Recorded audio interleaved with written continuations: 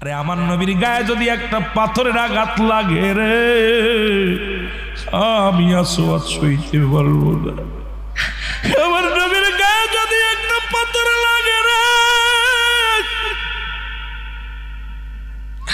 আমি আল্লাহর আদালতে গিয়ে জবাব দেব।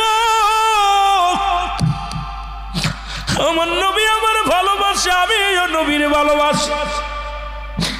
আজকে আমার নবীজির যুদ্ধের ময়দানে না জানি রক্ত ঝরে জমিনের মধ্যে। কথা বলিয়া তরবারি নিয়ে যুদ্ধের ময়দানে চলে গেলেন। অনেকগুলো সৈন্যর সাথে মোকাবেলা করে আসওয়াদ দুনিয়া থেকে বিদায় নিয়ে গেল। সবার লাশগুলো টেনে টেনে আনলেন রাসূলুল্লাহ। সাহাবীদের হুকুম দিলেন, সাহাবীরা তোমরা এক একটা করে লাশ আমার সামনে আনো। সমস্ত সাহাবীদের লাশ মুবারক